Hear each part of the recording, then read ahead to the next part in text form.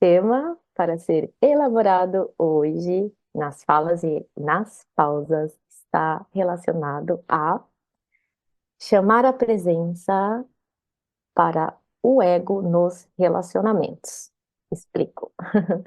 Já falamos bastante sobre ego, já falamos até um pouco sobre relacionamentos, mas nesse caso, o ego nos padrões de conduta.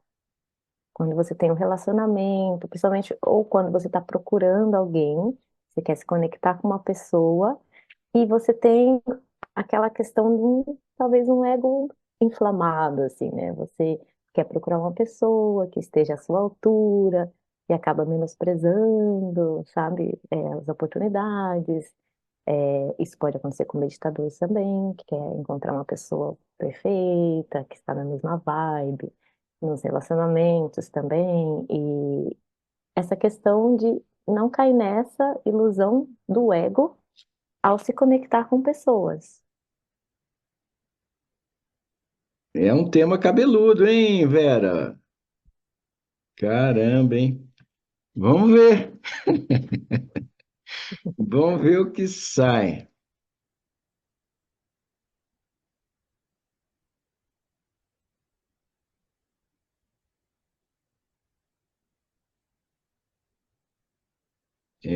Essa questão de repente, essa questão particular, né? Porque você falou sobre coisas abrangentes, mas a questão particular de ter uma ideia, né, de que a pessoa precisa ser assim, assado, ter um nível superior, não sei o quê.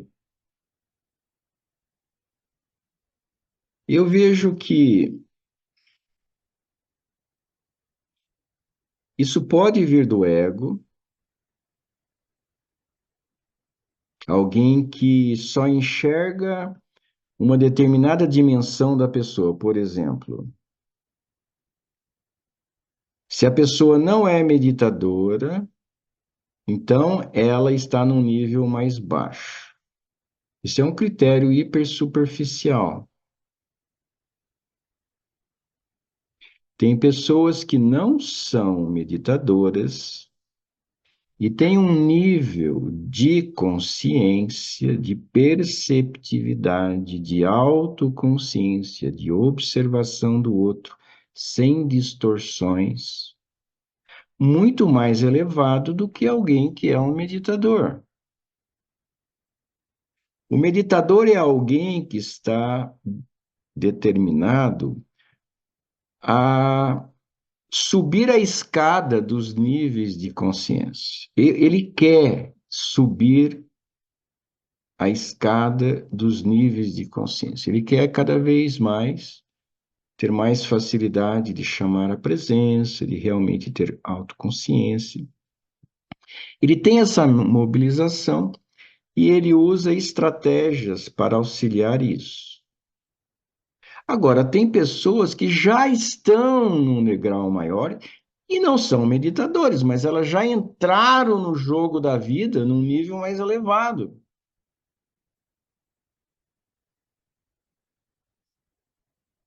Às vezes, eu sinto, pelo menos foi o meu caso, eu acho que meu nível de consciência, quando eu entrei nessa vida, na dimensão geral, ele estava mais abaixo da média.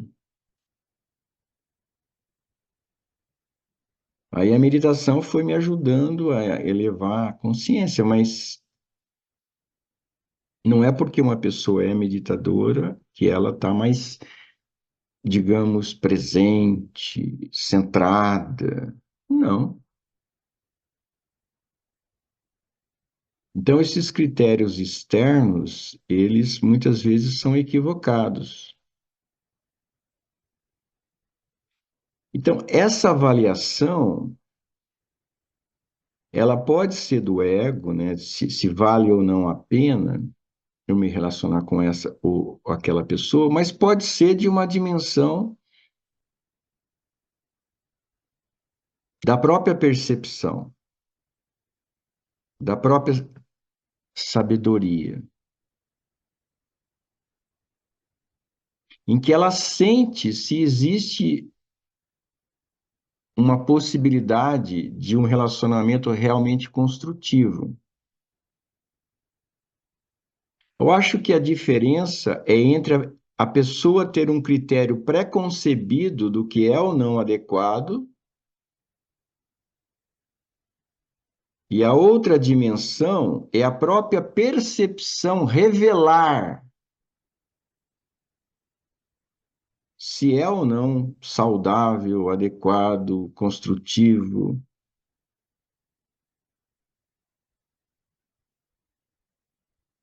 E é claro que existe um elemento muito importante que é o amor. A, a vontade de estar com a pessoa, o fascínio, o encantamento que acontece com aquela pessoa. Que aí independe dos critérios do ego ou da própria percepção.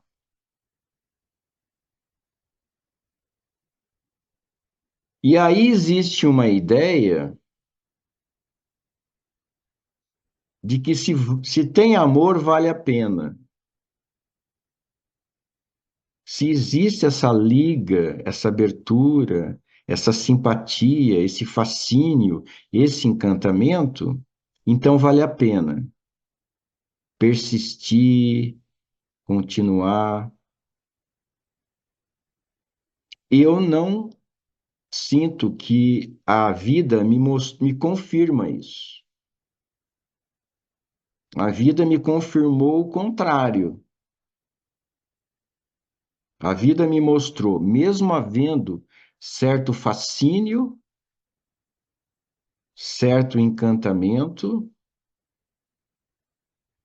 mesmo havendo amor mesmo, pode não ser saudável manter um relacionamento. Eu tive essa experiência. Havia o amor, eu sentia que havia, mas não era saudável, não era construtivo. A melhor atitude seria sair fora para uma autopreservação.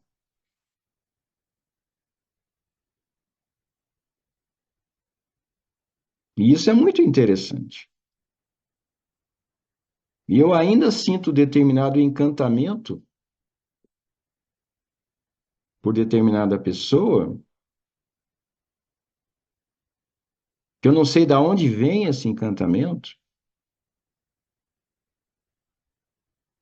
mas a minha sabedoria mostra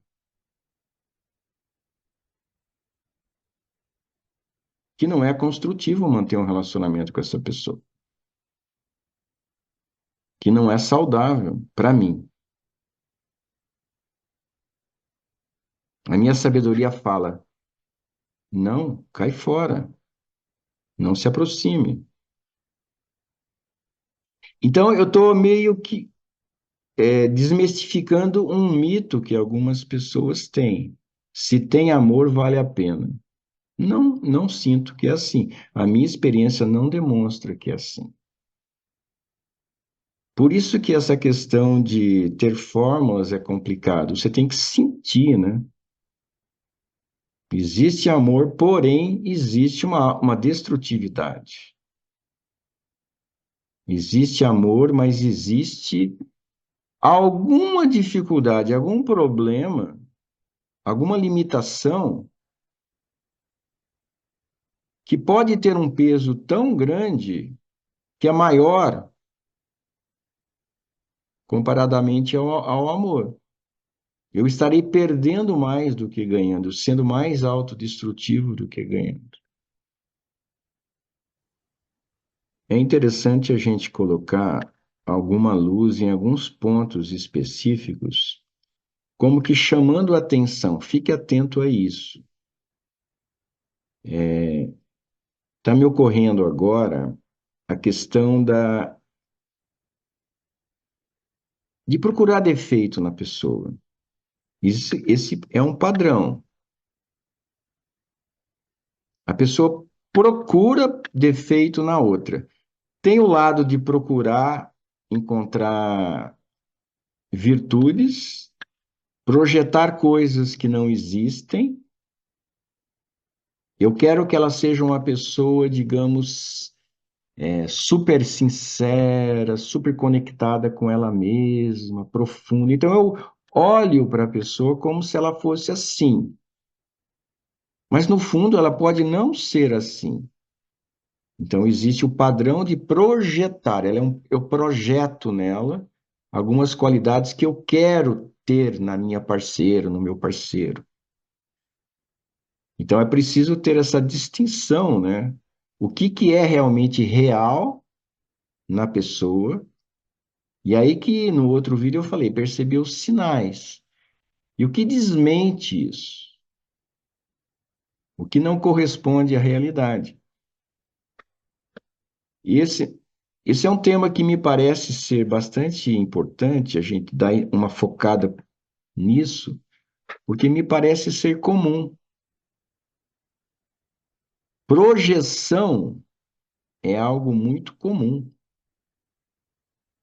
Eu quero que a pessoa seja honesta, eu projeto honestidade na pessoa, justiça e não sei o quê, porque esse é o tipo de parceira que eu quero ter uma pessoa que, de repente, retribui, uma pessoa que não passa a perna, e de repente não é nada disso. E a pessoa insiste em continuar projetando. Mesmo que existam evidências de que aquilo não é verdade. Às vezes, evidências sutis, mas evidências. E aqui a gente está entrando um pouco mais fundo. Observa com mais cuidado, para que você esteja percebendo a pessoa tal qual ela é, não tal qual você quer que ela seja.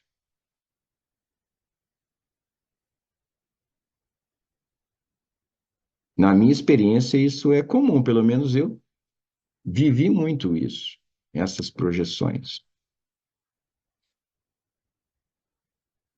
que iludem. Agora, o outro lado é a pessoa, por algum motivo, entrar na projeção negativa, procurar encontrar defeito. É um padrão também. E eu chamo de implicância. Aí, a possibilidade de engatar um jogo, né, de desencadear o mesmo padrão na outra pessoa, aí fica uma guerra. Uma guerra entre duas pessoas que se dizem estarem se amando. Mas no fundo está uma querendo passar a perna na outra sempre que pode. E às vezes, não de uma forma explícita, às vezes internamente está criticando, está acumulando críticas. E aí, de novo, é uma questão de verificar se aquilo tem fundamento, se aquilo é relevante, se faz sentido continuar nessa maneira de busca do defeito do outro.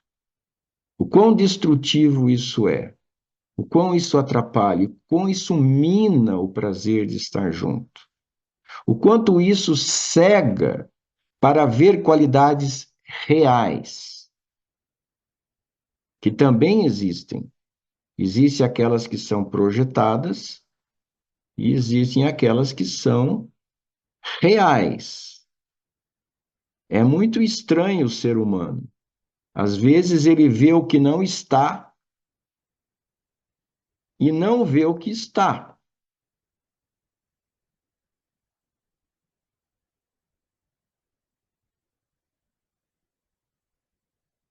Então, desafios sobre desafios.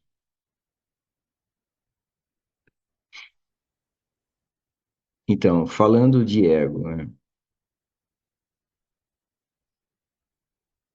Muitas vezes o ego ele quer dominar a outra pessoa, dirigir a outra pessoa, escolher por ela, influenciar, manipular. achando que está fazendo um bom trabalho, uma boa orientação, tirando a pessoa talvez do mau caminho, das escolhas equivocadas. Então, isso é algo também hiper importante, a gente ficar alerta. O quanto a outra pessoa está me tirando de mim mesmo, do meu próprio caminho, da minha própria percepção, dos meus próprios entendimentos. O quanto eu me deixo perturbar por isso, me desviar, não reconhecer as minhas verdades, me desconectar de mim mesmo. Também comum, também altamente destrutivo, também tem a ver com o ego. Só que tem um elemento aí que normalmente quando se fala sobre isso, se deixar ser influenciado e sair de conexão consigo mesmo, esse tipo de alerta, pelo que eu vejo, espero que eu não esteja correto em todas as situações, esses alertas acontecem em relação à pessoa para comigo, mas não existe o alerta de eu para com a pessoa. Se eu faço isso, isto é, se eu manipulo a pessoa, se eu quero controlar a pessoa, se eu quero decidir pela pessoa,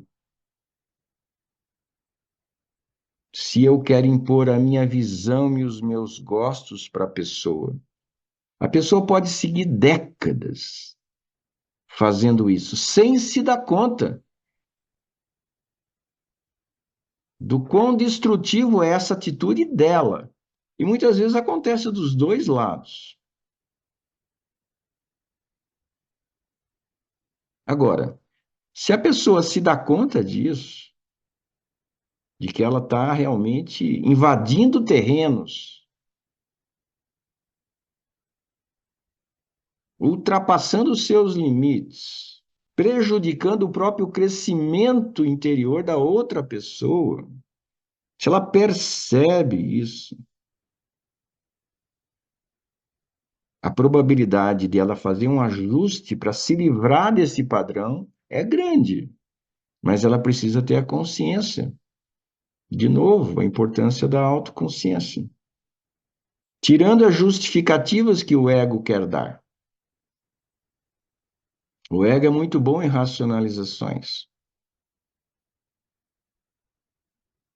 E aí perceber esses argumentos do ego que defendem as atitudes destrutivas como um processo de autodefesa,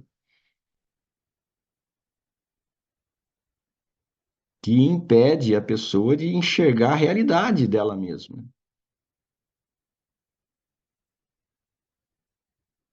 Então, nós não estamos lidando com algo inofensivo.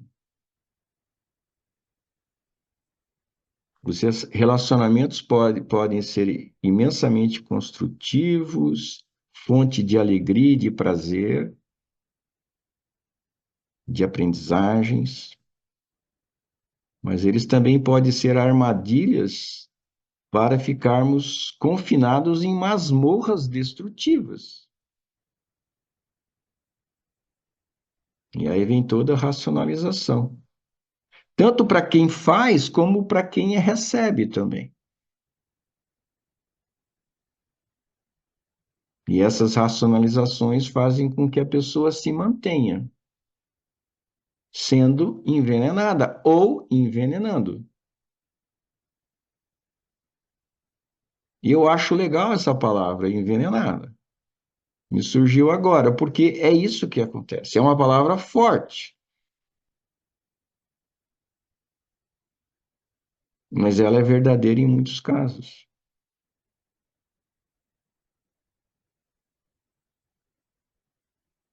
Existe um outro, um outro padrão, né, que eu gostaria de falar aqui. Aqui a gente parece que está falando de padrões, né? Identificando padrões. É claro que existe muito mais do que vai ser dito. E vai de cada um descobrir os seus próprios padrões, ou o padrão da outra pessoa, ou de ambos. Mas existe o padrão da boca para fora. Mensagens vazias, declarações sem correspondência com a realidade profunda, fachadas, máscaras, superficialidades de duas pessoas que estão juntas, mas que na verdade ambas podem estar usando máscaras, trocando máscaras, uma mais, uma menos, ou uma só, e tendo um chamado convívio amoroso. Sendo que o que está acontecendo são duas máscaras se beijando, se tocando, se relacionando. Duas fachadas, palavras que não têm nenhum conteúdo verdadeiro, superficial. Aí a pessoa tem que ver se a pessoa percebe que está acontecendo isso com ela mesma, ou com o outro, ou com ambos.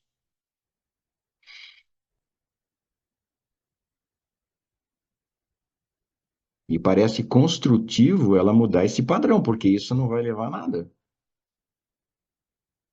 E eu aposto que a solitude é muito mais rica.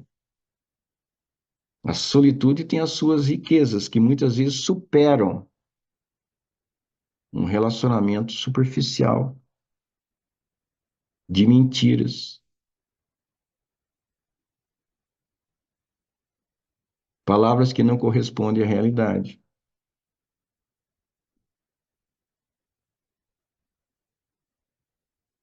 Me parece muito rico a pessoa ter confiança em estar bem sozinha, porque senão ela vai aguentar, ela aguenta muito tipo de relacionamento que não é construtivo.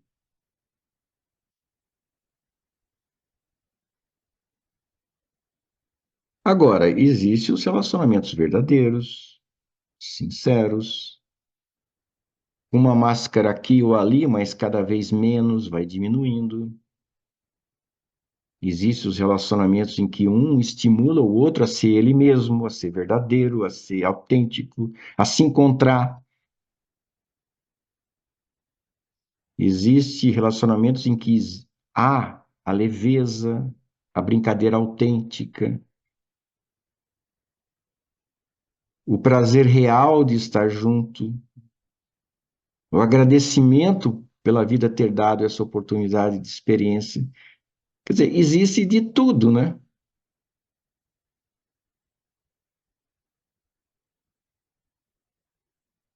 E quem está num relacionamento saudável, o convite é trazer também a consciência para que esse aspecto saudável se enraize cada vez mais, se aprofunde cada vez mais. Não passe batido, porque a pessoa acaba acostumando. Cria-se o hábito, ficou normal, e aí se perde o aprofundamento ainda maior, o enriquecimento ainda maior. De novo, sair do automático, mesmo nos relacionamentos construtivos.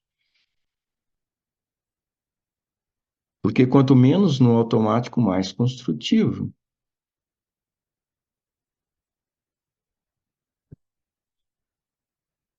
Verá, eu não sei se abarquei a sua questão, que Eu acho que foi muito parecido com o vídeo anterior, mas dando exemplos mais específicos, né? Você quer acrescentar alguma coisa? Eu acredito que é um assunto muito interessante, né, por sinal. Esse vídeo é uma direção assim mais para os padrões de conduta, né, que é essa questão de se comportar de certa forma que pode ser prejudicial nos relacionamentos. Então, você deu alguns exemplos desses padrões que são interessantes, né? E pode acontecer com qualquer um, né? E acho que o convite é essa questão de realmente treinar a percepção da realidade dentro dos relacionamentos, né?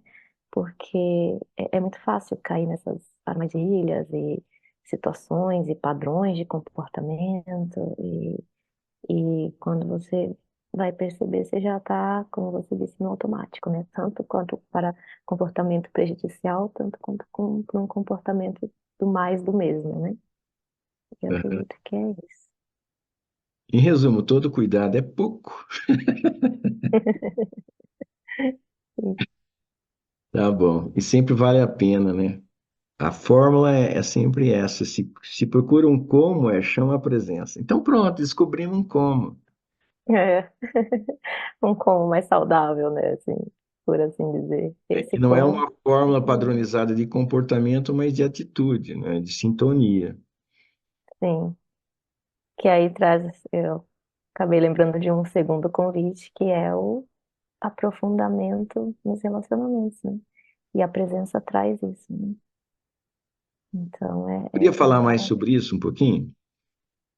de aprofundar no relacionamento.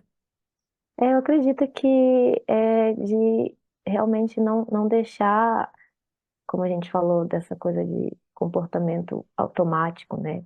Quando você começa a perceber o outro, entender e se observar, você vai aprofundando o autoconhecimento e como você vê, você entende, começa a observar os padrões da outra pessoa e realmente acende uma luz, assim, de onde você consegue enxergar para em que lado que o relacionamento está indo.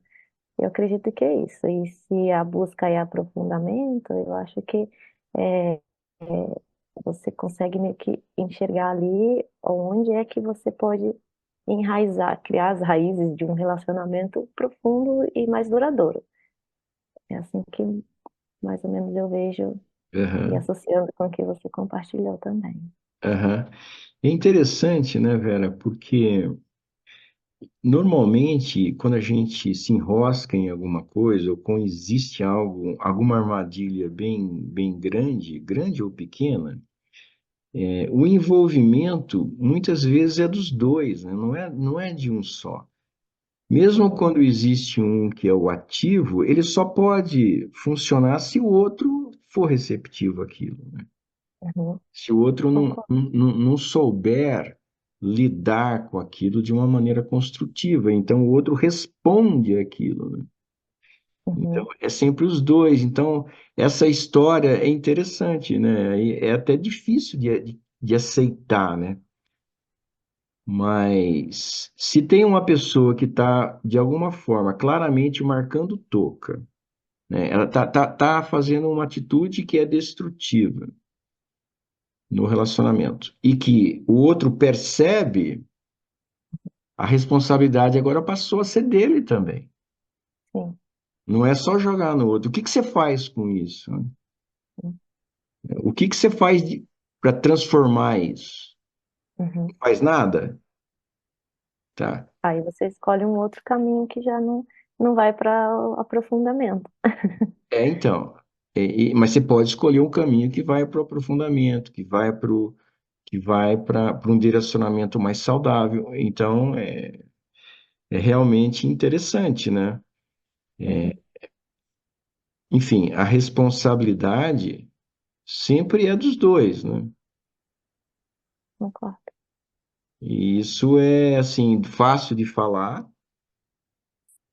mas na prática nem sempre é fácil de aceitar. Uhum. E, É, e porque pôr em, entra naquela. sim. Entra naquela questão bem colocada das máscaras, né? Elas vão caindo e aí ó, a realidade vai aparecendo, né? É, é interessante, né? Como que a pessoa que não é a principal, entre aspas, causadora, coopera com aquilo, né? É. Seja se omitindo, seja, sei lá, convidando, seja, seja até provocando mesmo. Uhum, Incrível como o ser humano, a mente é um mistério, assim, né? E colocar luz sobre isso realmente é o caminho mesmo, sempre, né? uhum.